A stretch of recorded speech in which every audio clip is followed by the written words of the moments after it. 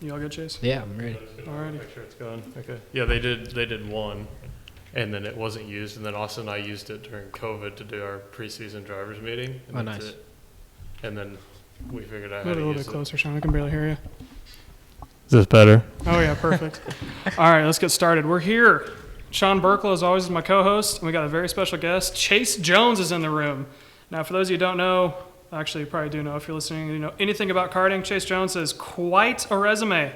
Look at that. Look how thick that paper is. That's a lot of paper. You can get a job anywhere. All right, so I'm just going to go through it briefly. Karts you've ran. You've ran a Burrell, Top Kart, Comp Kart, Tony Kart, now WPK. You've raced Yamaha, Tag, LO206, KA 175 shifter, and Rotax. Events. You still hold, if I believe, the track record at Rock Island for Yamaha, Battle at the Brickyard, SCUSA Supernats, and, of course, the Goodland Grand Prix. Along with that, you've also ran Kenyan Midgets, Sprint Cars. You've raced in the Chili Bowl, Indiana Midget Week, Indiana Sprint Week, GYATK, which is Get Your Something to Kokomo, and then the Kokomo Smackdown.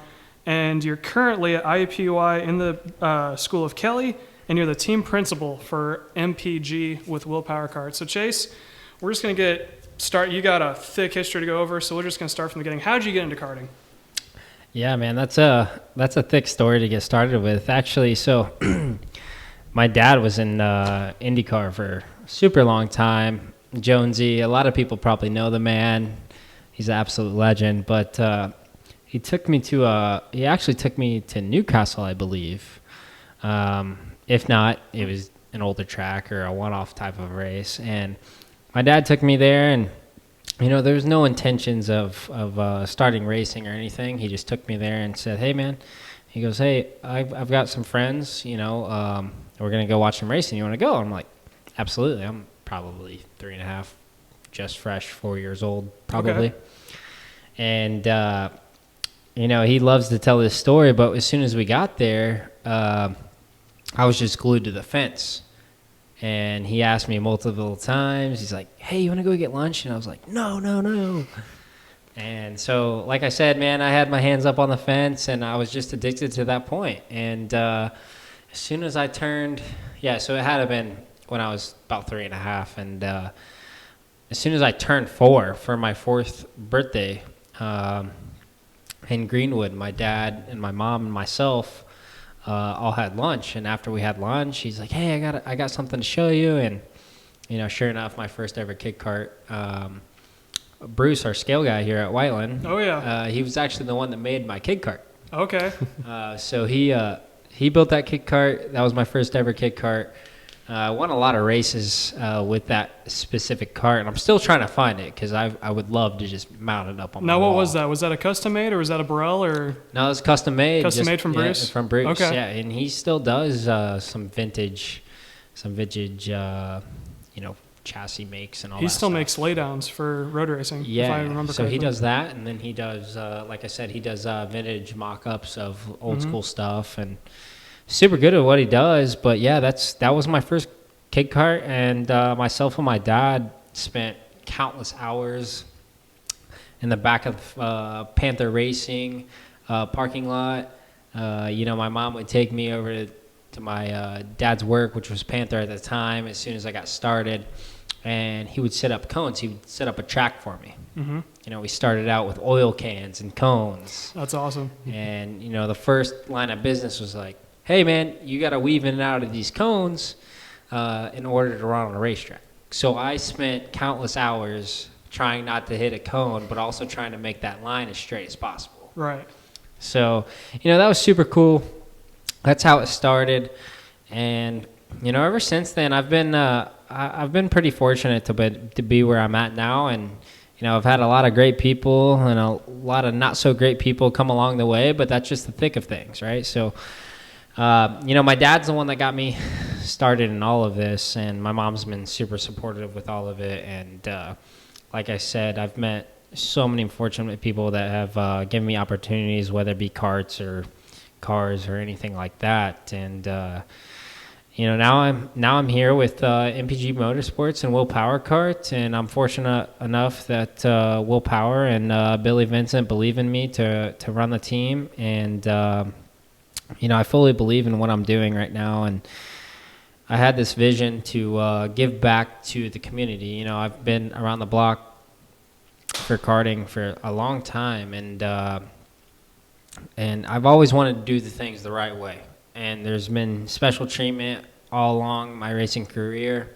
And, you know, my special treatment that I'm trying to give is to everyone, not just individuals that I think can compete. I want everybody to do as well as they can. And that's just something I fully believe in. So there's not going to be, you know, individual communication. It's just all, you know, forefront, like I want everyone to do as well as possible. So, yeah, that's just how it started. And then now we're here. I'm 24 years old and still building go-karts every day, and Absolutely. I just love it, yeah. So I know you started out running locally, like you said, you in the back. So your dad worked for Panther, was that right? Was he a mechanic, or did he only do pits, or what did he do for Panther? He changed the right rear tire on Scott Goodyear's IndyCar, and he drove the Transporter as well. Okay. Then it was Sam Hornish right rear tire for so many years, and, you know, Transporter driver as well. Anybody that knows anything about transport drivers, they've got like one of the biggest jobs, right? Absolutely. So it's your shop away from home. So he's in charge of all that stuff. But yeah, man, like he's got a long history through IndyCar and everything. Oh, that's like a whole that. different podcast for another day. Yeah, absolutely. We could do one on your dad. Yeah, of course. So you were running locally, like just around. At what age and at what point did your dad decide? Because I'm sure you ran here locally, or you went to Newcastle or some other place. And then at what point was it where you went to that national level? Because everyone knows you as the guy who, you're from the Midwest, obviously. And when you show up, he usually, Sean, I'm sure you can contend to this too, you usually cause some ruckus because you come in and I remember one race, I think it was a SEER race, you pilled Jod in the back. Was it 3 or 4 laps? You went from last to first. Yeah, I think it was last year around this time. Andy O'Gara said, hey, you want to run this race? And I'm like, yeah, let's do it. Well, you know, sure enough, after practice, you know, I was pretty quick, but I had an engine go bad, and it was a 206 race. Okay. I've only raced, I think that was honestly my first ever 206 race. Right. But it was here. But everybody that doesn't know, this is my home track. And, you know, to be completely honest, anybody that shows up here, I probably have the most laps out of everyone here. Absolutely. So this is where I started. I started here when I was fresh 4 years old, and track hasn't changed much until Andy and Sarah came along, which I'm very grateful for because I've always wanted to see this place top notch. You know, you guys, you know, putting on phenomenal races, taking care of the facility. You know, you look at literally 20 years ago compared to now, it's a completely different place. This is a place that I've always wanted to see, right? So, so we got through kid karts. I ran here basically every weekend. We'd go out to Newcastle the next day. You know, in kid karts, there wasn't championship point standing. It was all participation and all that stuff, which, you know, granted, I think that's what kid karts should be. But you're not wrong. You know, that's somebody else's opinion. So anyway, I started here, like I said, and then went to Newcastle. I probably won, you know, multiple here, multiple there. And then, you know, if it wasn't for a guy named Mike Gotti, I would have never been on a Margay deal. And that was my first deal, and that was with Mike with OMG Motorsports. That's right. I forgot you raced for OMG. Yeah. So is that with Burgess and Wheeler and all those guys back yeah, then? that was, so that's a one awesome group right there. And it was super memorable going through all of that. And yeah, Mike picked me up and said, hey, man, I want you to come run for us. And, you know, me and Mike and the whole OMG guys. So who all was running at the time? I just named off. Was that everyone I just named off, or off the top of your head? There's actually more. So we had myself. I was only a junior driver on the team, or junior sportsman driver, I should say. Yes, that was back then. We had myself.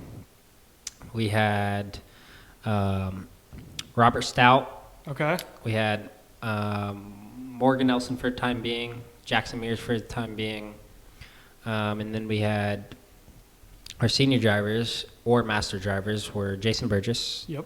Bobby Cummings, Okay. Wheeler. Yep. Mike ran every now and then Mike Ritchie, Mike Green, Steve Schweier, and John Crow.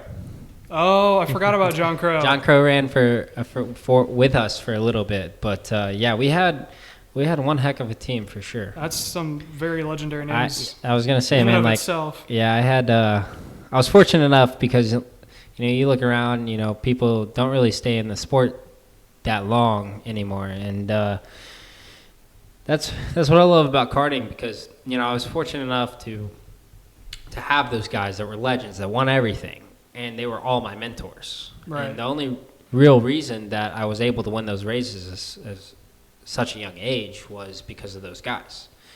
Every single one of them believed in me. They still do to this day. And it was just super fortunate, man. Like, you still look at John Crow. He's 50-plus years old, and he can go out and win a SCUSA race whenever he wants. Like, oh, he guy's insane. tears it up at Supernats for sure. I mean, Bobby Cummings, like, that guy won just about everything. Jason, won a ton of stuff. Wheeler probably just had a great time and threw in a chaw or whatever. But Mike was always super supportive, and, Mo was awesome. OMG was one of the greatest atmospheres I've ever been a part of. And my dad had a big influence in that as well. Well, I mean, I was about to say, there's a lot of names who are involved with that team. They're also in IndyCar. Like, I know Jason Burgess and Mike Wheeler both spotted. I believe Wheeler right now, he does something with social media. Aaron McLaren, he's a spotter. That's right. He's a spotter now. Yeah. Jason Burgess, he's still involved in karting. He still spots for the 500. You've probably seen him all over the place as the flagger. He was at Tuesday Night Thunder, USAC. He does all the USAC events, and he's very outgoing when he does it. Phenomenal job. Oh, absolutely. Puts He's on the the whole best flagman show. out, yeah. Oh, my God. Mike Gotti's still he does carbon fiber for Delara, doesn't he? Yeah, absolutely. He runs that whole So department. that whole team is involved. And Crow also does. Yeah, Crow's IndyCar working work. for Andretti right now. Yeah, so you had a very legendary lineup they had going for you. So they run nationally, or was it street racing, or what they do? I know you guys tinkered a little bit in street racing. Yeah, so really our main focus during all of this was just street racing. We had IKS and we had Sierra at the time, but both series was literally a national race. Oh, they were stacked. Yeah, I mean, like, I've never seen street racing like this before until I went to Rock Island the first time. Right. The street racing around in Indiana was insane. I mean, we were pulling numbers that, some national series even now aren't pulling. That was And- before 2008. Well, right around the time, wasn't it? Yeah, right around then. But there's always really good drivers. Every class had 20+ drivers, and it's a street race. It's not like you have some runoff. So one error of mistake is going to end up, in the barriers or hay bale or something. And I fully believe that's, how I became who I am today. You have a new track every single weekend. Mm-hmm. You have one practice session to figure it out. You have another one to dial your card in, and then you have qualifying. Yeah. 2-day event. You don't have, national stuff. You have, whether it's USBKS or Root, you have a full day or a half day. Well, and something that was interesting, too, is that the track, it's the same layout, but it doesn't feel the same the next day. Because oils come up from the road. There could be debris that blows onto the track from hay bales, whatever it may be. I'll tell you real quick, I can't even talk today. My first memory of Chase was at the Mooresville Grand Prix over in Mooresville, Indiana. Have you seen the Mooresville track before, Sean? No, I haven't. Okay, so it was in a park. Now, when I say a park, I mean you're driving on the walkway. Like, it was probably 5.5 feet on the backstretch. You would go down, you take a left-hander, head towards a pool, it'd go into a parking lot, and then you go up this hill, kind of like Eau Rouge and Spa, but it would be a normal car road. And then you go over in a parking lot, and it would feed in, called the El Diablo, from when it went from wide to short, and it was like a double right-hander. Trees, I kid you not, 2 feet were off the track on both sides. Now, with that being said, you couldn't pass going down the hill, heading towards the main part when it was 5.5 feet wide. And that was my first ever time in a street race, so I'm crapping my pants because there's trees everywhere that are barely blocked. And I get a huge push from behind, like to the point my cart's upset. And I come over on that inside, and I see an OPG of Chase Jones, shoots it down the inside. I'm like, all right, I got a lot to learn. I need to talk to that guy. So that was my first memory of you. And, of course, I've known you ever since. We've worked together a whole bunch. Yeah, absolutely. But, yeah, Mooresville was like the holy grail of... I think it still is. Yeah, I know. I wish we could go back. I mean, that track specifically, I mean, I've ran Rock Island, I've ran Supernats, I've ran Goodland. I've ran basically any street race you can think of. Absolutely. But Mooresville was like the holy grail. It's like, we're going to separate the men from the boys. And, you know, every race, everyone is expecting for somebody or something There was big a red to happen, flag right? every Yeah, race. exactly. Yes. So every year there was some type of red flag, but I learned my lesson probably when I was about 12 years old. Ended up flipping there, broke my arm, whatever. But I love that track so much. Super fast. Like I said, you're on edge all the time. And it just brought the best atmosphere because everybody in the town would just Show up. hang out in the park. Yeah. And then they were drinking beer down that main straight. Yeah, and absolutely. just watching. So, we had a bridge going over into our pits, back to the park, and there was just so many fans. There was a lot of things to do. Great park, great facility, great fans, great racing. And like I said, I think that's still one of the best street races that was out there. I 100% agree. So tell us about the transition. You went from street racing with OMG, and then how'd you go into running more national? Did you kind of branch out a little bit under them? Because you said you ran Rock Island with them. When was it when you took it to that next step? Because you did a little bit of national for a little bit before you reeled it back into just doing local, right? Yeah, so when I was about 8 or 9 years old, I was running Margate all the time. That was the chassis back then, Yeah, especially around here. Right. So Mike Oddie saw something in me, which I'm very grateful for. We're still great at friends, and I think he took myself to a national race out of Newcastle. I think it was WK. Okay. And I think it was my first or second year in Sportsman. I was running Yamaha Sportsman. That was back when they had LCQs for Sportsmen, right? Yeah. Right. So this was WK, and we're talking like 60-plus field. And they only took like 20 or 30. Yeah, I to think the it was main. about 25 or 30. Yeah. But we were pretty decent, in the dry, and I have yet to drive the Sportsman cart, in the rain. All of a sudden, it decides to downpour. Well, anyway, I ended up getting my butt handed to me, and it was just a wake-up call, right? Yeah. I was racing against guys that are in NASCAR and IndyCar now. Yep. And I was young for my age in the class, but I learned a lesson, and then that just made me more hungry. And I feel like that's something that you either have or you don't. And I feel like that goes for a lot of the drivers to where, you either, excuse my language, nut up or shut up, right? So from that point on, I felt like it was a blessing in disguise because I was very anxious to go back and race and prove myself. Mm-hmm. So I went from OMG and Mike Oddie's team, and Bill McLaughlin, he ran the IKS Street Racing Series. He also ran MKP Birkle. Yep. And they not only ran the street racing stuff, but they also ran the National Series. Mm-hmm. And when WK was big at the time, Bill McLaughlin saw something into me at the street racing level. And, like so many people have told me before that, you never know who's watching, right? So Bill picked me up, and, it was a heartbreaking decision to part ways with Mike Oddie and Margay. And, I took the deal with Bill McLaughlin. He did very, very, very good things with myself and the brand, and really believed in me, helped develop me, and I always had Bobby Cummings with me as well. He went to Burrell for the time being, Jackson Mears, Morgan Nelson, and all those guys. Just because Bill had the assets, and the resources to take us nationally. Right. But he also believed in all of us. And, in racing, now I feel like it's like everybody just wants to make money, but when you have somebody that believes in you and gives you an opportunity, you got to take the most of it, right? Mm-hmm. So, I raced for Bill probably for 6-7 years, and then we went to Top Kart right after Burrell. Once that ship sailed with Burrell, we podiumed so many times in national races, and then we converted over to Top Kart. And I liked it even better. And then I was like, I was either going to win or finish second. Finished second a lot to my buddy Patrick Olson. We're not going to talk about that. I'll say Patrick was 7 years older than me, so.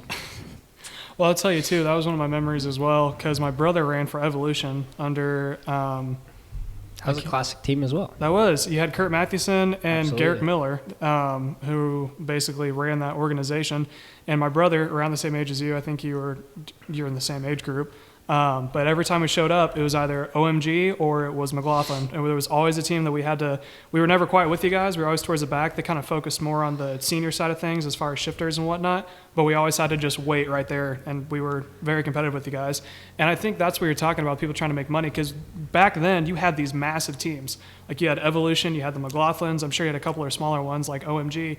Now, you don't really see it that much. It's starting to come back. Like that's really started to notice a couple of years ago, especially with you guys with Will Power Kart. You're definitely bringing it back, which I think is great because you get the atmosphere going. That's how you make connections. That's how you basically get to know people in the industry.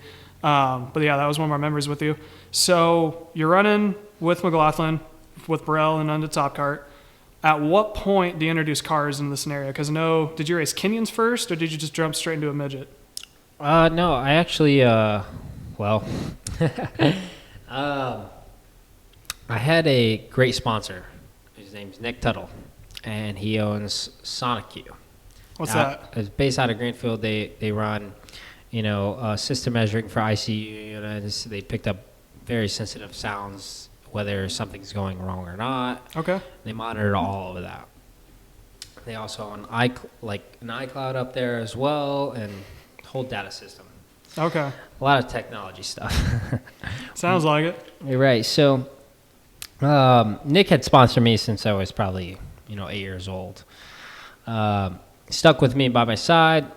One thing led into another. I got to the age to where I was basically won almost everything in karting. My all-time goal was to race cars. And I had the fortunate and unfortunate. I was sitting in my high school calculus class. And and I know exactly where I was at the time and when it happened. It's third period, calculus. Halfway through the period, I get this phone call from my sponsor, Nick Tuttle. I was like, man, I got to step out of class. I was like, this is like not a very, rare phone call. I was like, it's pretty rare. So step out of class and you pull a bathroom card or you just walk out of class? I just walked out of class. Just walked out of class. What did your teacher think about that? Well, he just told us, he's like, hey, you got a phone call, you got to take it. So I just walked out of class, took the phone call, missed half the class. Anyway, first thing I hear is, hey, you want to run the Chili Bowl? I was like, Nick, mind you, Nick doesn't know a ton about racing. Did he throw you into the Chili Bowl for your first race? Absolutely. Oh, how old were you? I was 17 or 18. And you've never been in a Kenyan, never been in a sprint car? The only thing I've ever driven in my life was a go-kart. And he decides to throw you into the Chili Bowl. So he calls me. He's like, hey, you want to run the Chili Bowl? I said, Nick. I said, do you know what the Chili Bowl is? And he goes, nope, but you're running it. And I said, with who? He goes, my friend Scott Petrie. I was like, he put you in a Petrie for your first drive? Well, Petrie was just starting out at the time. Okay. All right. So around what year is this? Is this So Gray Brothers, Gray Auto, and Petrie were best of friends, and they wanted to go racing. They started out with Darlin, and then it was me and Darlin, and then it was me, Darlin, and Jerry Coons. All right. But my first ever race for him and my first ever race in a big car was the Chili Bowl, and you can think like how you thought that would go. It's terrible. Now, real quick, for those of you who don't know, what the Chili Bowl is an indoor race in Tulsa, Oklahoma. And how big is that track? Is it a quarter mile? I don't think it's that big? It's probably like an eighth. An eighth of a mile, and it's inside. I mean, you know what it is. It's pretty small. It's a small track, but they pull at least how many entries? You say 120, 200? Oh, way more. I think the past couple of years have been 320 plus. And the way how they do it is you have mains, and like you basically qualify and they put you into main. Now, typically in a normal like local race in dirt, it'd be like A main, B main, C main, D, and it's usually no more than that. Chili Bowl goes all the way to get to double letters. So you could be in the Z, and then you could be in the double A, the double B, and it goes all the way down. So just do you remember what main you qualified in? Because so Honestly, how did you feel your first couple laps in your hot lap, doing hot laps in the car? You know, I watched endless amounts of YouTube videos, endless. And I was like, yeah, I'm going to do awesome. Like, I got this. And as soon as I got into that car, I was trying to drive it like a payment car, you know, go in on the right front, stand on the gas, push through the corner, all that stuff. It was not good. I was like, oh, I did awesome. My team goes, what are you doing? It's like, man, I thought that was pretty good. They're like, no, you didn't even get it sideways. I was like, oh, I'm supposed to be sideways? Like I said, I watched endless accounts of, you know, YouTube videos, and it was the most uncomfortable feeling ever because, like in a kart, you know, sideways You're not is supposed bad, to be sideways, right? It's bad. So when I first was like trying to get the car sideways, I was like, oh, I'm gonna spin out, and it took me all the way until Saturday of my main, which I think it was like the second main to roll off, which is terrible. Yeah, that's like the double X main. Yeah, that's like 8:15 in the morning that I was rolling off, which is terrible. And it took me all the way until that time to figure out that it was comfortable being sideways. Okay. Then after that, I got approached by Andy and Sarah Fisher, now O'Gara, to drive for them in the Kenyon Series. And you know, Brian Ludlow was the head sponsor of the car with Indy Trading Post. Mm-hmm. Very fortunate for them. I ran the whole season. Kenyon cars, finished second in the points. Won the most races of the year, I won 6. I won all 4 dirt races. The speed drum went, and the last hurrah for Anderson for the end of the season. So that was very cool with them. And then as soon as that year ended, I got the call from Nick again and said, hey, you're going to run for Petrie, you know, this whole schedule and some USAC stuff. And I was like, man, that's awesome. Now, how old are you and what year is this? I just graduated senior year of high school. So I was about 18, 2018? almost 19. No, I was 2016. 2016, okay. So I was about 18 or 19 years old. And I ran for Petrie the first year. Ended up winning our third race. Okay. Do you remember what track that was? Montpelier. Montpelier, okay. So we ran the whole Montpelier schedule. And I don't think I finished worse than third the whole year there. Okay. Ended up winning the championship. And then we ran some USAC stuff, things like that. How'd you do in the USAC? USAC was a rude awakening. I was like, it- oh, Montpelier, you know, I expect to win. But I also had, you know, Justin Peck and Nick Hamilton and a couple other really good guys that, you know, were running every once in a while. And so that pushed me to be better because I hate to lose. I'm very competitive. Mm-hmm. And so that was super awesome. We ended up winning the championship at Montpelier. And then, you know, we re-signed with Petrie for the following year and ended up running Eldora, USAC with Toyota, and, you know, ran a Toyota a couple times. Well, was Eldora your first big track? It's my first half mile, yeah. How were your thoughts going to there? Were you comfortable at the time, or were you like No, very knees buckling? You were uncomfortable there? You know, I did well. Like, Yeah. I was not afraid to run the top. It's just a rude awakening when you see how wide the track is. Compared to other tracks in Indiana? Correct, Yeah. because there's no other track like it. Track's super wide. Everybody knows the race is going to be won on the top.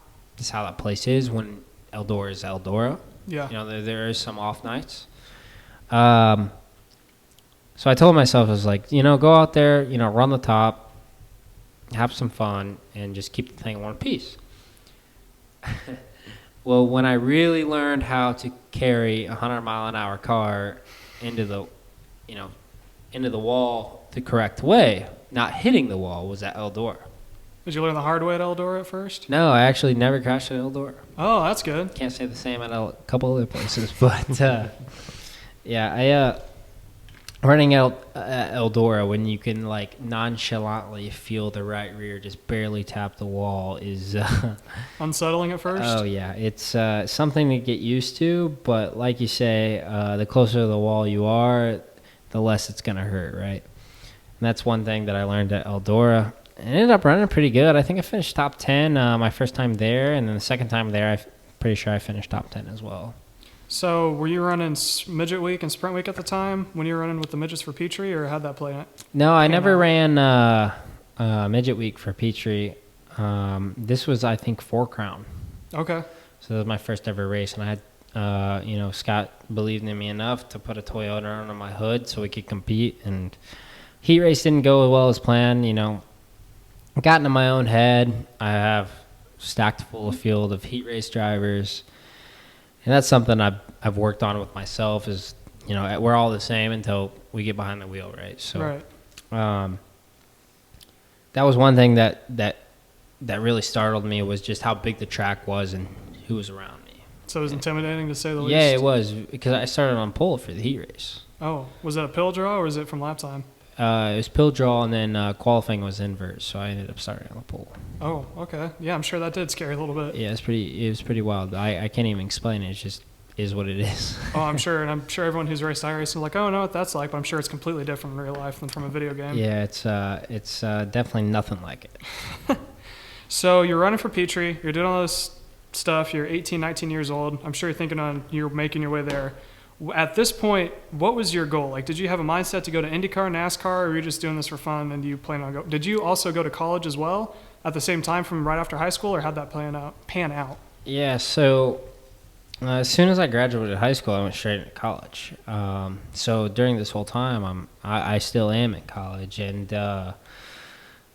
so while I'm doing all this racing things, is like, school is always looked at as a backup plan. Mm-hmm. My ultimate goal is, and what I want to do is to be a professional race car driver. You look at dirt, it falls in a NASCAR path. You look at road course racing, it falls in an IndyCar path, such and such, right? My ultimate heart and goal was always IndyCar, but once I took the other path, which was dirt racing, which was more economically efficient, mm-hmm. To run more instead of 19 races a year for such amount of money compared to a quarter of it, it just made more sense. So at this point, I just accepted the fact whatever I can make professionally and pay the bills in racing is the happiest I'll ever be. Right.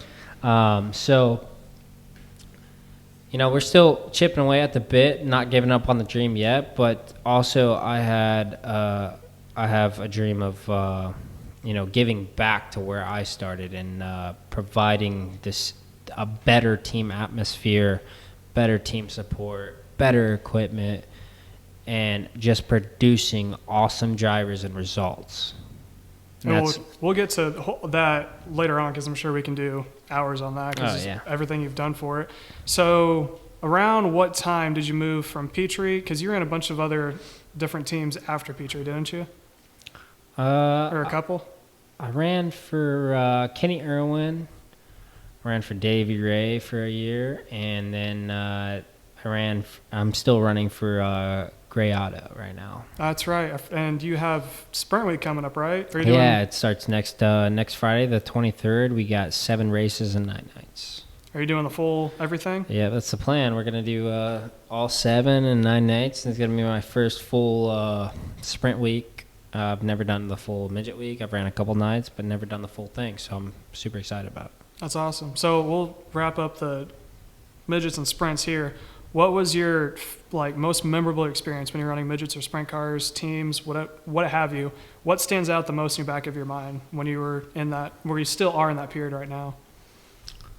I think the most memorable piece I have with dirt racing is my best friend CJ Leary and his dad Chuck Leary. I was working for them at the time in 2017, and I was also midget racing myself with Petrie. Okay. I think the most memorable moment I have was my first ever sprint car race, and that was at Lawrenceburg. 4-story slider? Absolutely. You think about Lawrenceburg and, kind of pucker up a little bit, but they trusted me and believed in me enough to put me in their second car. And we had awesome crew chief, Donna Gentry. Obviously CJ's one hell of a driver. and his dad was there and all that stuff. And I was super excited. I couldn't sleep at night. I was just ready to go. Ended up coming from 9th to 3rd in the final, and I was super pumped about it. In the last corner, last lap, I ended up jumping the cushion, and I fell back to like 5th or something like that. At least you moved up the field, though. Yeah, absolutely. Especially at Lawrenceburg. Was that intimidating, seeing just how much banking there was in the corners? Really, I mean, Lawrenceburg races really well. I mean, you have a lot of room to move around. It's very fast, but I think it's pretty forgiving until it comes feature time and you're right up against the wall, doing 100 mile an hour. Right. Now, for those of you listening again, the reason why it's called the four-story slider, it's literally 40 feet from the bottom to the top of just banking, isn't it? Do you know about the degrees, or it's fairly high? Yeah, I don't know what the actual degree is on it, but it's smaller than Eldora, but it feels pretty close. Yeah, you can literally stand. Have you been to Lawrenceburg before, Sean? I've been on the kart track. I haven't been on the car track. Oh, dang. Well, you can literally stand in the infield and look up and see the top wall, and you'll see guys around the bottom of the top. Yeah, there. that place, when it gets rain, it has no problem getting rid of rain, if that makes any sense with how big the banking is. Oh, yeah, because it just goes straight down the track. Yeah, absolutely. So you're still running sprints, midgets. You still got the dream. Would your dream be sports cars, NASCAR? What is your plan to try to go forward with that? Man, my ultimate goal, honestly, still to this day, is to get back into professional road course racing. I love the dirt side of things. I love the sprint car stuff. I love the midget stuff as well. But I fully believe in myself that road course is where my raw talent is. I would agree. And, I've won in everything that I've raced, but, my ultimate love in racing is cars and road course racing. So would you want to do like IMSA sports cars, or would you even care? I would love to do IMSA, and I would, love to do anything that's at a professional level on road course racing. That's awesome. So you did that. How did you go? Because of all people, and this is not a diss on you. This is just because I only think of you as a driver and a mechanic. Because didn't you help out with CJ a little bit on the mechanic side of things, or? Yeah, I was just a crew guy on CJ's side for his national tour with USAC. Yeah, so I saw you as a driver or a mechanic. How did you become the team principal at the Willpower Kart and MP? Is it MPG or MPK? MPG. MPG with WPK. With WPK. I think a good way to kick off this segment is the story of the fan. This is. Why don't you take this over, Sean? I haven't heard Well, the I story wasn't before. there. I've heard the story. Chase tells it Sean- best. The story of the fan, I think, is a good way to start off how MPG Motorsports Sean won't goes. tell you this, but Sean does a lot for MPG and Willpower Kart. Sean works his butt off for us. He does all of our social media. He's the best at what he does. He even does things that he's not even obligated to do, like tent setup, come help me when I'm here, all that stuff. But the real story with how I became got into this position was I show up one day at Whiteland, I have my new garage, this garage across from me, and I see this guy with long, shaggy hair and a Willpower Kart. I was like, oh, yeah, Willpower Kart just got launched last week. I'm like, that's sweet, but who's this guy? He's got a Marlboro Red sticking out of his mouth. And, I was way too sensitive at the time, right? And I was like, man, they're in front of my garage. Like, I'm pissed. And anyway, I ended up setting up my garage, and I met Brett, which is Billy's brother. And, they're telling us all about it, and they're telling myself all about it. And not one word that came out of their mouth was me. Yeah. I was like, man, why am I, thinking of these things before I even know them, right? And it's just a stereotype of thing, right? So I'm setting up my garage, bought a bunch of stuff, I'm setting it up, and I have this ladder, and I actually borrowed it from Whiteland, and this guy with a big old beer belly, Marlboro Red, buzz cut, glasses on, walks over, and he's like, hey, dude, do you think I can borrow this ladder? And I'm like, yeah, but it's not mine. He goes, nah, I'll just give it right back to you. Anyway, he's like, oh, I'm just hanging up a fan. Can you give me a hand? I'm like, oh, yeah. So anyway, this fan that we're talking about is the momentum of of what happened between myself, Billy, and Brett and MPG Motorsports. You still have this fan? Absolutely. It's never going anywhere. Right in the middle of the garage. It is literally, okay. one day it's literally going to get framed. So we ended up, like, I was only planning on that being at the garages for 2 hours, and I ended up getting thirsty, and I went to grab some beer, and I come back, and Billy and Brett were mad at me. I was like, what's going on? They're like, oh, dude, we have plenty of that. Ended up staying about an hour and a half later, probably an hour and a half too late. And we just kicked it off, man. Like, we just, there was never any hard feelings, and it was super fun.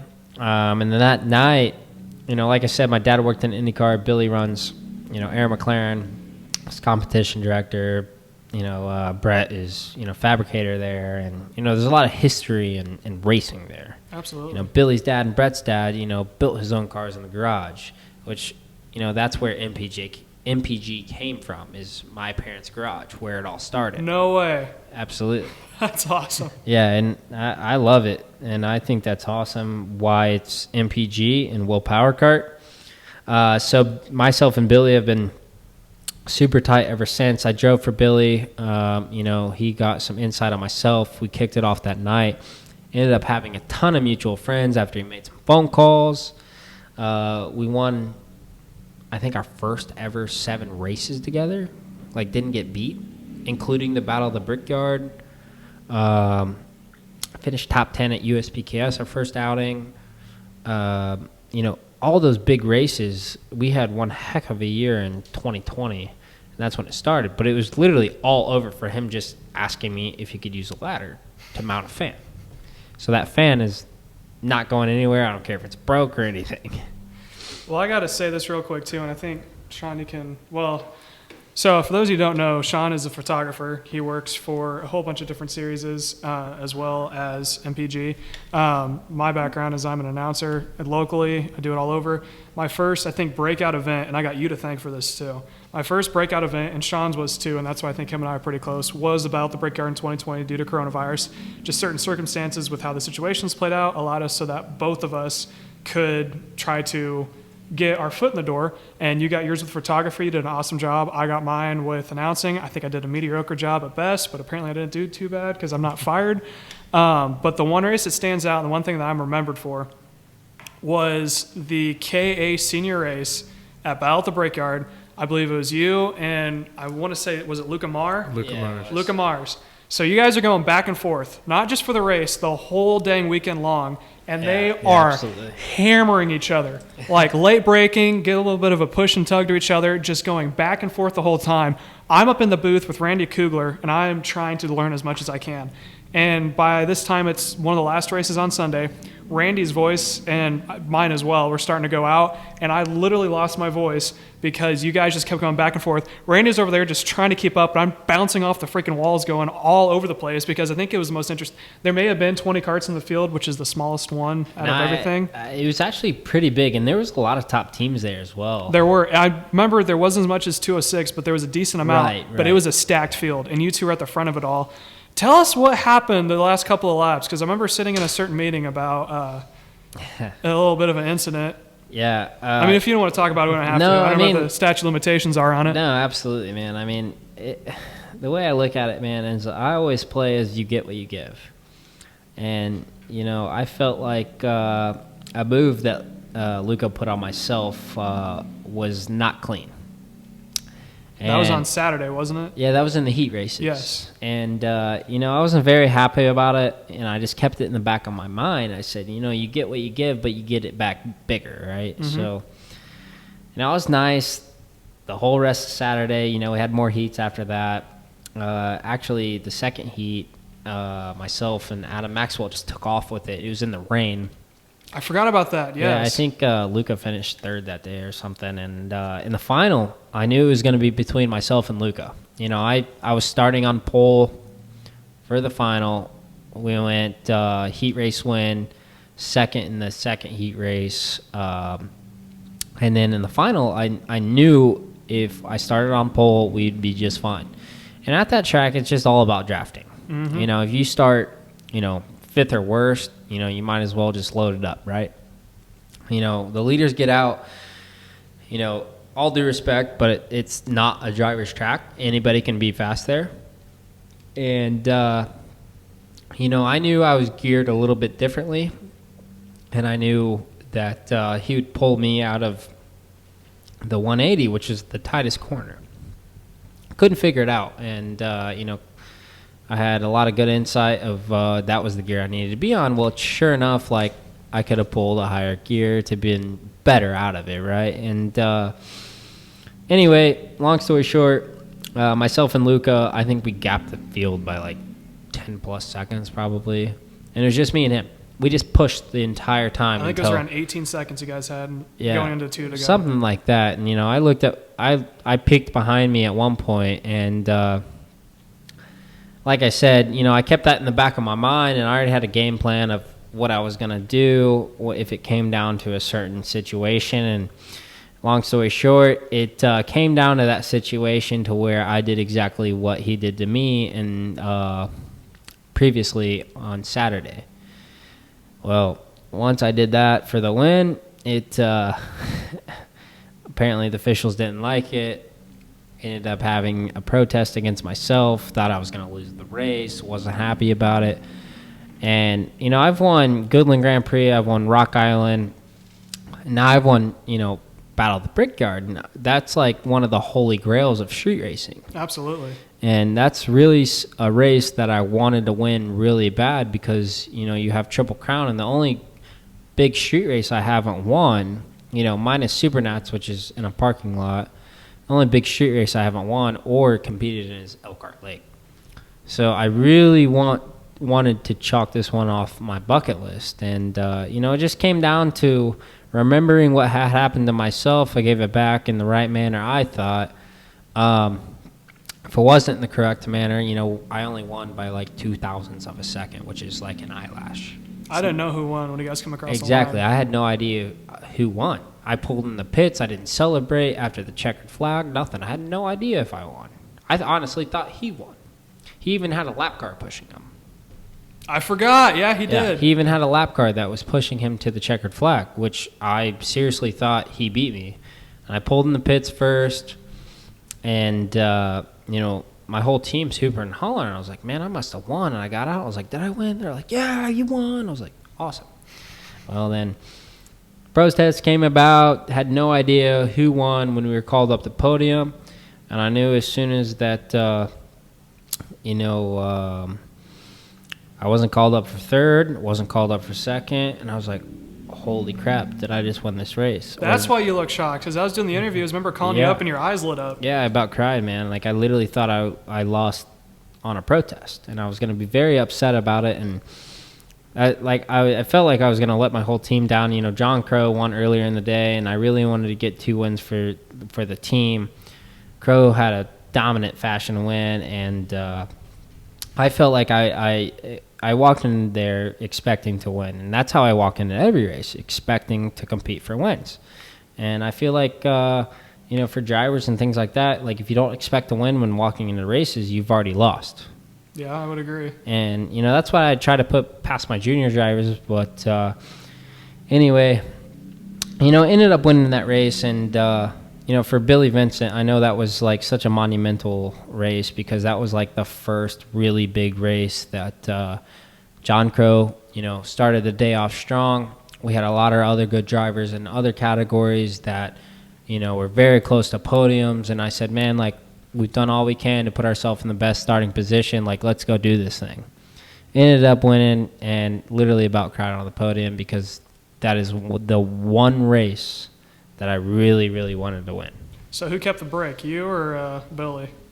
I actually still have mine, and we signed Crow's, and myself and Crow signed it and said, thank you so much, Billy Vincent, Brickyard 2020 winners, and literally fell into tears. Well, Crow's got quite a bit of those bricks. I remember asking him on the podium, I said, you can make a fire pit with all the bricks you got? Because that wasn't his first go-around with it. Yeah, well, Crow's just a legend, and he could probably still whoop my butt in anything that we ever race. Very much so. In that Battle of the Brickyard race, he was running Masters, which started half a track behind, and he gapped all the Masters and passed all except for, I think, 3 of the seniors from half a track behind. Yeah, he took off with that.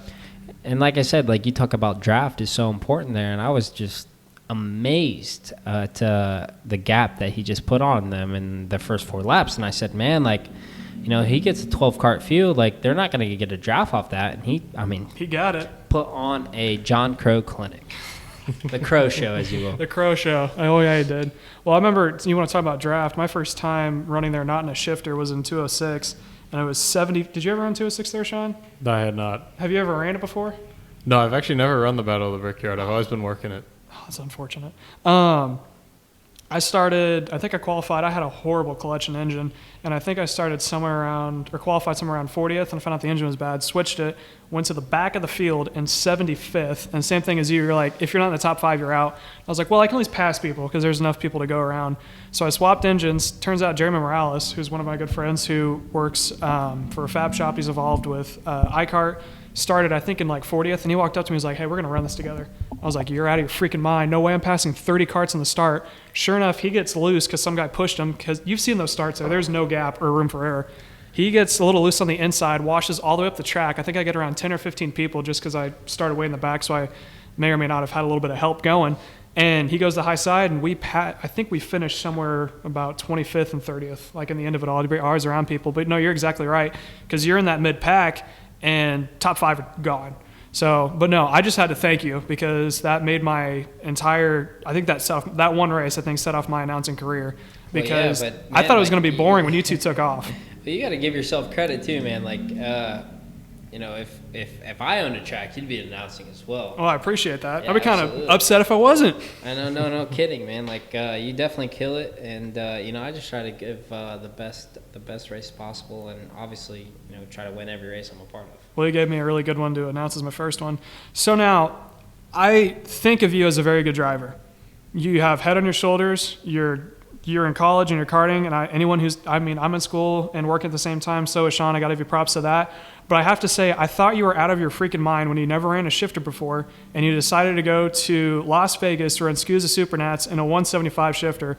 How did that conversate? Because you ran for Hardin Motor Group, didn't you? Yeah. How did that conversation come up? Who approached who? How did you go from running 100 cc's in 206 to running a 175 at the biggest race in the U.S.? Yeah, man. I think I only did like 8 laps in a stock Honda 125, and it was around this place. And you ran Sear Lane, didn't you, in one of Garrick Miller's ICCs?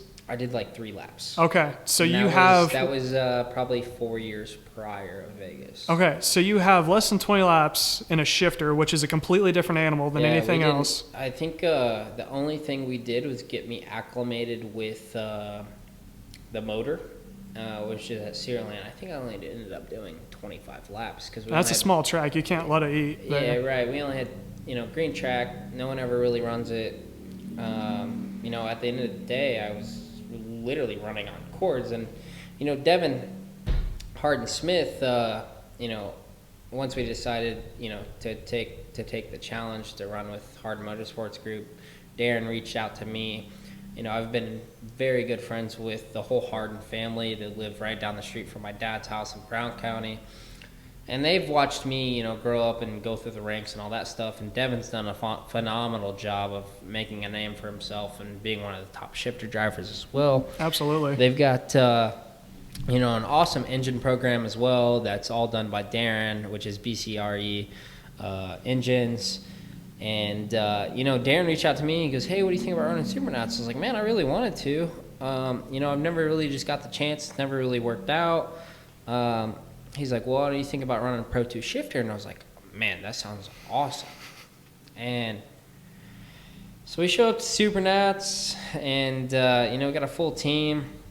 Race Labrante is pitted right in front of me, and we just became best of friends as well. The team environment was awesome. Darren always looked after myself, my dad, anybody in the tent that needed anything. He still does, too. Yeah, absolutely. I mean, they are great guys. Yeah, I have the Great privilege of being a team. mechanic for them right now. Absolutely. They're on top of a it. great team.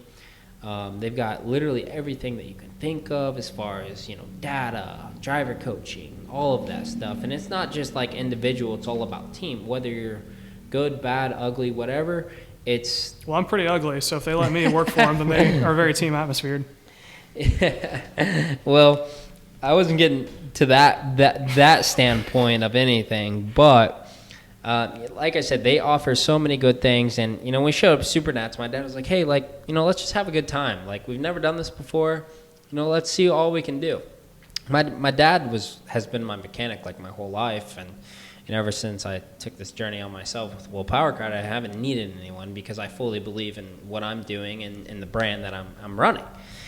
So my dad and I, kind of came out of retirement because I only ran midgets the whole year. I think I only did like 2 kart races, and they were in 206s, and that was because somebody asked me to do so. Mm-hmm. So I was running midgets, and like I said, I really wanted to run a shifter race, and I thought I was crazy going into it. But I also, if I didn't fully believe in myself doing well, then I wouldn't show up. Right. So practice day was a wash day. The only real reason we went out for practice was in the rain because I needed to learn the track. Right. Once I learned the track, that's the only session we did. Qualifying was half wet, half dry, and we were on slicks. I ended up qualifying like 12th, and if you put Pro 1 and Pro 2 together, I think it was like 22nd overall, which I was pretty bitter with myself because I expected to be at least top 15. Right. So I always had this mindset is like we're always going to go forward in every heat race. Well, one heat race, went bad. It's Supernats, whatever. Ended up positioning myself to start, I believe it was 12th in Pro 2. Okay. That was for the feature? Yeah, okay. Yeah. So they actually split Pro 1 and Pro 2 up for the final on Sunday, which I thought was awesome because there was a lot of Pro 1 guys that weren't as fast as the Pro 2 guys, and you weren't racing for position. You were racing for nothing, right? So I was very happy about that. And, race was just in his own world. Ended up winning by like 10 seconds or something. Guy should have been in Pro 1, but he likes to cherry pick. Hope you're hearing this race. I think you might. I hope he does because Janowski gives him crap about it all the time. Anyway, ended up catching the lead pack from 2nd to 5th. And, at Supernats, it's top 5 podium. And I'm like, if I podium in my first ever shifter race, this will make my day, my whole weekend. I ended up catching 5th on the last lap, coming to the white flag. Engine ended up falling on its face and locked up on me. But, all in all, I knew I should have podiumed. I knew I would have. Just happened to be an unfortunate circumstance at the last lap. But honestly, one of the most fun karting weekends I've ever been a part of. It was me and my dad. Awesome time with my father. Awesome time with HMG. And like for first ever shifter race, especially at that talent level, it was very, very fun, and I felt like I kind of put a stake in that I could drive any kart with any motor, and that's what I was really proud of myself with as well. So did it take you a day or so to get acclimated to it, or would you just pick it up instantly? Yeah, I think all of practice day. Like obviously lines don't change a whole bunch, but having another thing to be in control of as of the shifter, taking a hand off the wheel, you go into the corner, you downshift, and your hand's not perfectly on the wheel. So your right hand is always coming off the wheel, and that was like one of the big things I had to get used to because like I'd go into the corner, my hand would be on top of the wheel, the bottom of the wheel. Right hand would be, but left hand was always there. I had the biggest arm pump in my left hand just because I was holding on for dear life because I was always, moving. Granted, if I ever get acclimated with shifters, like I fully believe like, that won't happen. You get in racing shape and all that stuff, right? So, that was the biggest challenge is just having something else to do. I'm very, very hard on myself. I always expect to do as well as I think I'm gonna do as soon as I go into the racing weekend. And I missed a couple shifts and some heat races, a couple shifts in the finals that would have, instead of losing a 10th, would have made me a 10th. So I was more frustrated about myself of not exceeding my own expectations. But I had to give myself credit. That was my first shifter race ever. I had a lot of great SKUSA Supernats of all places. Absolutely, and I had a lot of great friends and people that I've really never even met that I didn't even know who my name was or anything like that. And tell me I did such a great job, and they hope to see me in a shifter again. And that really encourages me to get back into a shifter, and that's something I really want to do because I love to go fast, and I think the higher the horsepower I do better in. So was that at the Rio or was that the Westgate when you were out there? That was at the Rio. Oh, okay. So you got the full experience of it. Yeah, so we got the full OG, SKUSA Supernats. That's awesome. I'm very jealous of you. And I will have to say that I was very shocked because, my background, I raced shifters for years. You and I raced against each other in juniors, and I kind of went down the 80 and the shifter path. And when I found out that Chase was doing, I think it was through social media, through HMG, I was like, there is no way. I in the back of my mind, I knew Chase was a good driver and he could probably pick it up. I'm like, he's not going to pick it up in a week because it took me months to pick up how to drive a shifter fast. Granted, it was an 80. Chase goes in and manages somehow to be running. I was watching it on MyLaps or Speed Hive, whatever. I was like, okay, you figured it out. Man, I think I was super shocked. I think there was a morning warm-up of Sunday Fun Day, right? And I think in Pro 2, I went P3 in morning warm-ups, and my dad was like, oh, how'd it feel? And I was like, it was all right, felt pretty good, missed a couple shifts here and there, it wasn't huge. And he goes, well, you just went P3, and you just went P9 overall. And I was like, no way. And he showed me, and I was, literally was just shocked. I was like, oh, we got speed, let's do this thing. And that just gave me more motivation. I could tell right away, whether I'm slow or fast because my dad's reaction. He's a very dry person, straight up person, right? And, got a good sense of humor. But when we're doing bad, he's not afraid to tell you. Tells me to get my stuff together all the time. But fully believes me, one way or another. And I knew if we had the cart right and I had my head right, we were going to be just fine. So going into the Sunday final, I was fully expecting a podium. And I think you would have gotten it had the engine not fallen on its face. So we're going to start wrapping things up here. I'm just going to ask you a couple of quick questions. Rock Island, you still hold the track record, I believe, in Yamaha. Are you going back this year for a KA or for the FK100 class, whatever it is? Yeah, so, we got the track record. I won X30 Junior with Bill McLaughlin with MKP on Birkle. Should have won it for the second year prior. Ended up throwing a chain, coming to the checkered flag. Unfortunate, right? So as soon as we went to Top Kart, went there, dominated Yamaha the whole weekend. Still have the track record there, which is awesome. I love that street race. It's my favorite race. That's a fun event. If you've never been, you need to go at least once. Absolutely. Anybody that's thinking about going, you got to go at least do it once. It's my favorite race weekend ever. You walk out of the hotel. It's just kind of like a small version of Supernats. Walk out of the hotel, you go to your tent, and there you are. Fans are awesome. People put themselves inside of the gated community where they can't get out all day, ended up drinking, all that stuff. Super fun.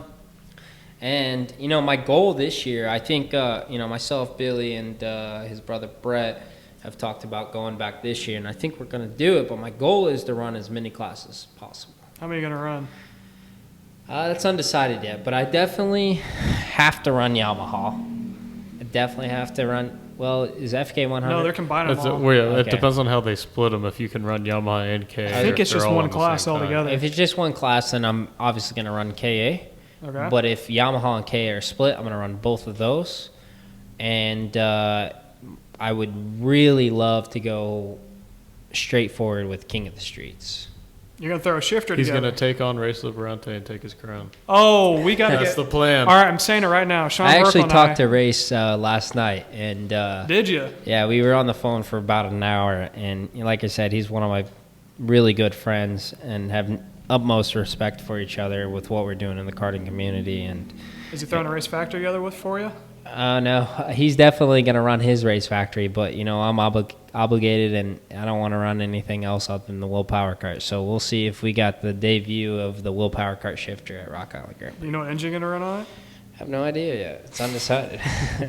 And I'm going to go back real quick with Race Liberante. Is if you look at the paddock, the last people there sitting around having a great time, drinking beers, whatever, at the end of the day, that are sitting there until they close the gates and kick us out, is MPG Motorsports and Race Factory. Yeah. It just takes it back to good old-fashioned karting, hanging out at the track. It doesn't feel like a team, these two groups. It doesn't feel like you're racing on a team. It feels like you're joining a family in these two groups. Absolutely. And I think that's really what karting needs, and that's what karting should be. You know how I Absolutely. figured that out? We were at Utah, and I was mechanicking for Hardens, and we were pitted right next to race, and of course they carried their stuff separately, but we all hung out at the same time.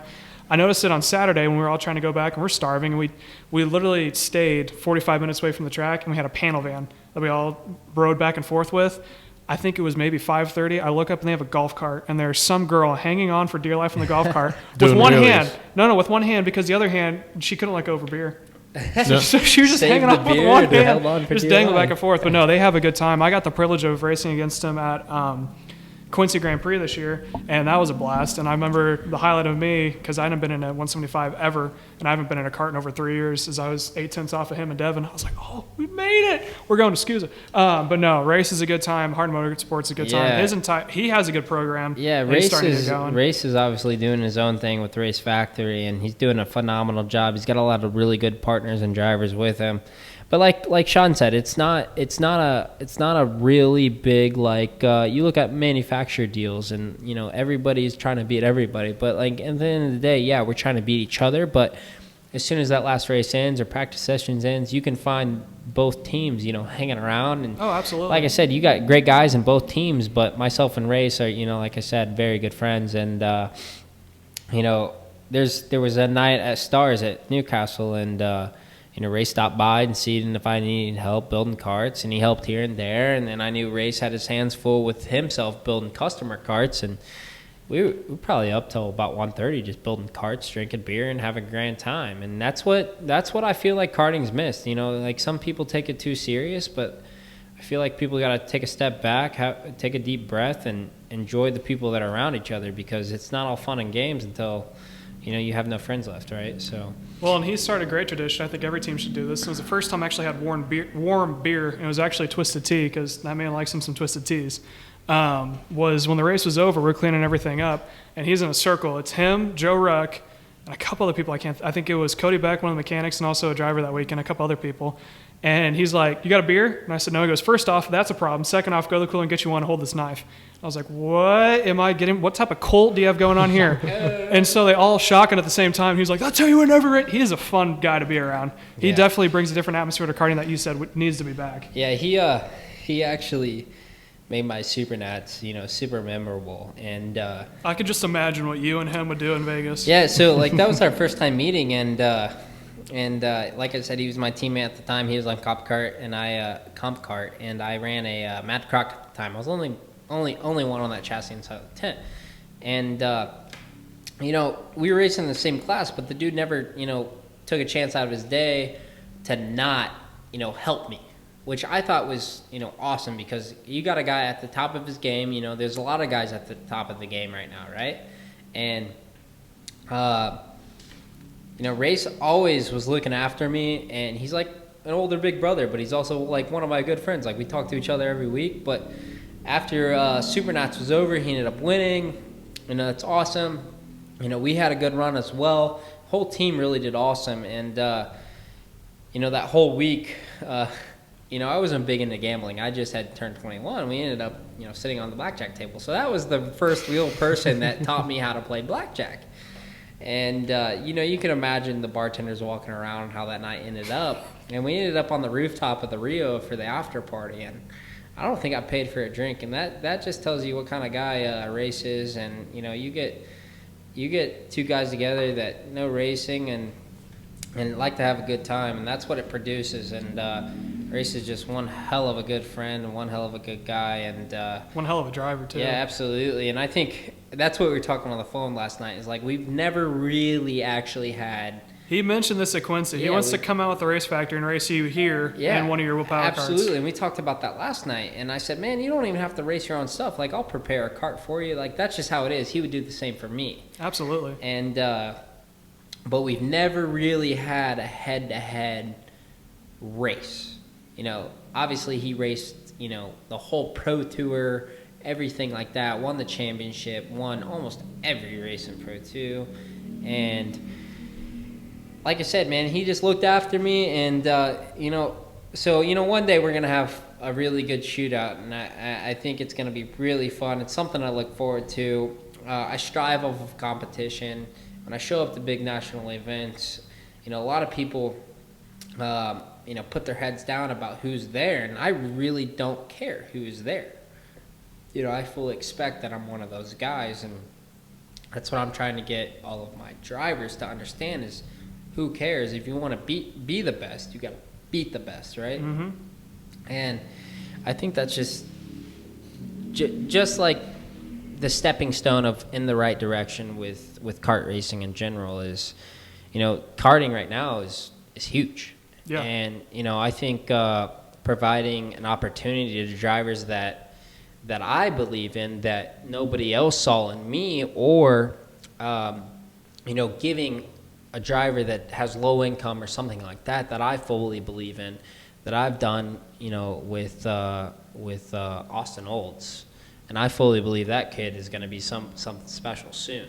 Oh yeah. And he's literally just turned 13 this year and running junior category, and he's running mid pack, and you know, he's super hard on himself like I was at that age. But once he gets that aspect of it down, and we got Ellie Cox and they're best of friends as well, and you know, they push each other. But the aspect that I like to bring into it is my experience to them, to show them that yes, you can be at the top of your game.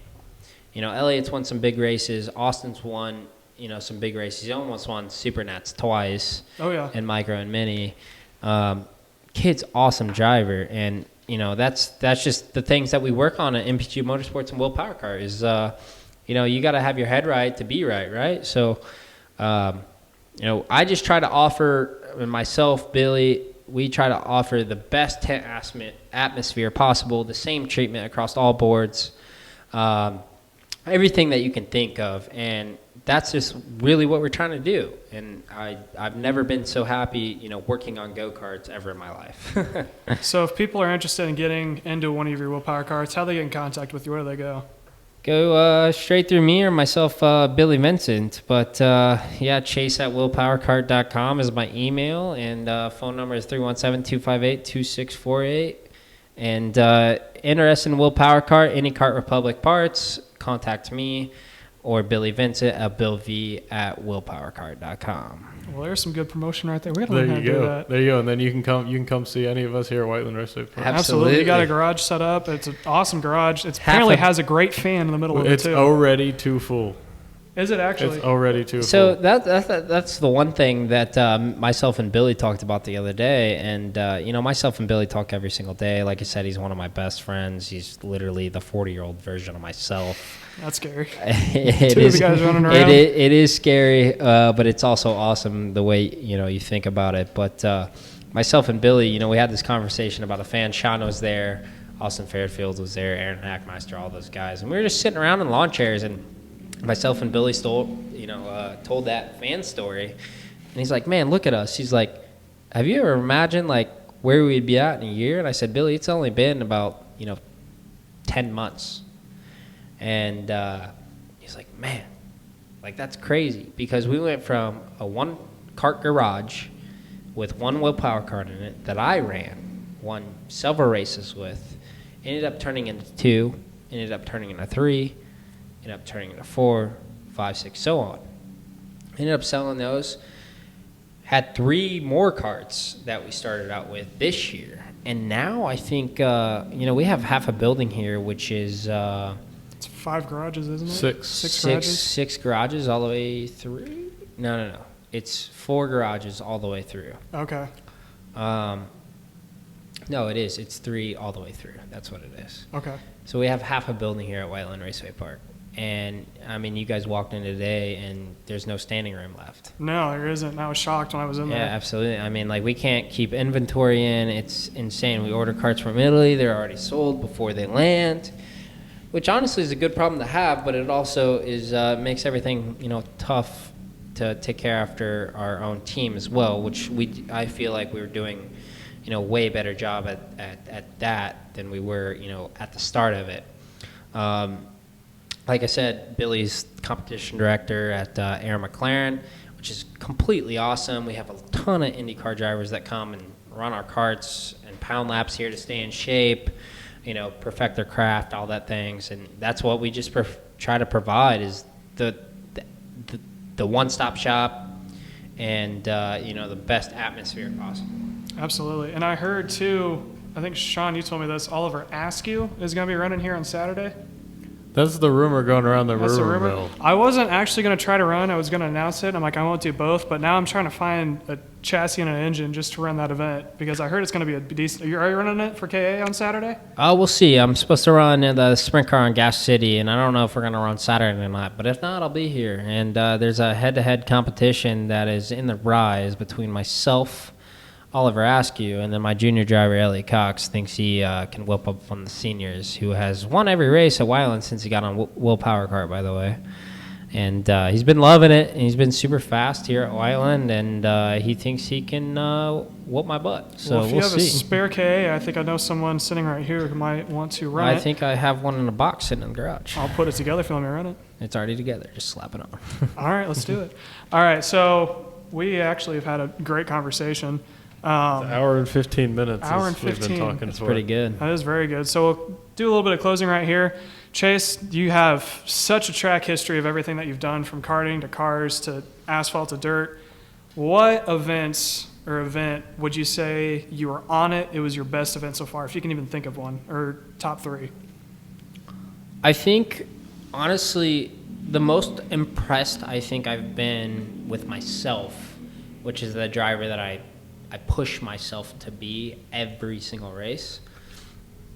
Debbie K, like I said, it's not so big anymore. But any time I show up to Whiteland Raceway Park, I fully expect to win. It's my home track. I have probably 100,000 laps here, like no exaggeration. Debbie K came here last year towards the end of the year. Ran all practice day. People were still practicing in KA, and I just went home. Showed up Saturday morning, ran one practice session in the dry, qualified P1 by like 3/10 or something. And then, long story short, on the final on Sunday, it was a 30-lap feature. It was heat races on Saturday, and then we ran another heat, or we ran a pre-final on Sunday and had the final on Sunday as well. And that was 30 laps, and I felt so good about the package that was underneath of me that I fully expected to just absolutely dominate.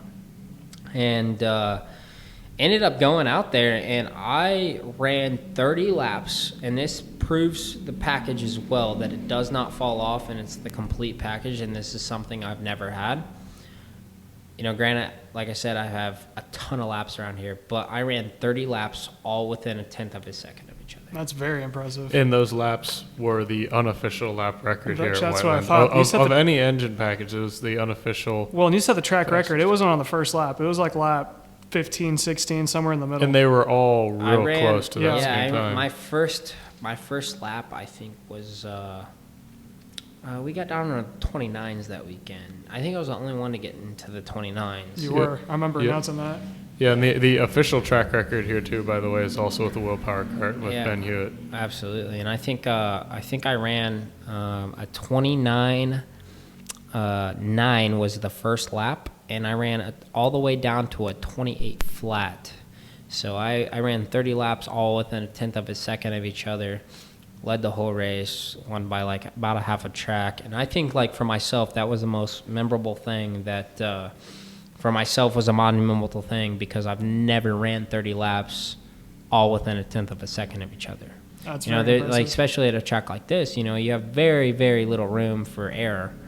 And after the race was over, I looked up my lap times throughout the whole race, and I was completely shook of the lap times that I ran and the consistency, because that's what I not only push on myself, but I expected on myself, and I also push that upon my drivers as well with MPG and Will Power Kart, because there's a lot of drivers that can pull one lap out of them, and then the other lap is half a second off.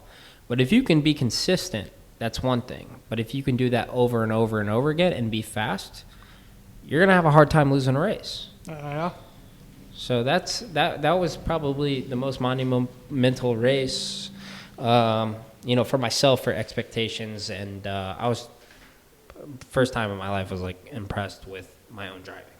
Well, that's totally forgot about that one. I was not expecting that, but I definitely should be one. So, Chase Jones, ladies and gentlemen, here's a little bit of a tip of information. I think we could probably do a second podcast out of you. May have to do one later on once we get this going. This is going to be on YouTube and YouTube only. You can find Sean Birkle. Sean, why don't you drop your social media? Social media is The Real Sean Birkle on Instagram, and just my name, Sean Birkle, on every other platform. All right, Chase Jones already gave his and his personal phone number, although you're not single. You are taken, so I wouldn't. Yeah, sorry, ladies. Yeah. Me personally, it's a good thing this isn't a video podcast. I don't know. Everyone knows how handsome Chase is with his 30-inch biceps. If you ask Chris Wheeler, mine is. You can find me on Instagram at Caleb Smock 29 or at Smock Announcing. I'll give you a follow back on either. I'm not even going to try to. Yeah, absolutely. If I can add one more thing, I just started my own driving coaching page, which is cjm.development. And Sean's going to help me out on that. He's going to do a lot of videography and some pictures and things like that to show what we can prove. You can find that on Instagram, and it'll be linked to my Facebook at Chase Jones. And I'm super looking forward to it, and I hope that's an experience that can provide not only for myself the experience of giving back to karting and the up-and-coming generation as well. I'll tell you what I like to see real quick before we end this out, Sean. I'd like to see a podcast with Chase Jones and Race Liberante solely on what you guys did in Vegas that whole weekend. I'm pretty sure that's probably an hour and a half of information. We might have to Race Liberante out here. We might have to make that one 18 plus only. I'm Most just likely. kidding. It's not that bad. Make the Red Band podcast. We definitely do need to get one. Race, if you're listening, you know who I am, so we need to get this going. Chase Jones, ladies and gentlemen, he is going to be running this weekend with MPG on Will Power Karts here at Whiteland Raceway Park this weekend. He'll be at the Rock Island Grand Prix, and he's also going to be at the USAC Midget Week, which starts Sprint Week, my bad. And that'll start Friday the 23rd. We have 7 nights of racing in 9 days. What's the first night? Bloomington? We have Gas City, and then we have Kokomo the first 2 nights to kick it off. All righty, we'll check him out there. Stay tuned in. We're going to have one coming up next week. Not quite sure who our host is going to be, but it's going to be something good. So, race on.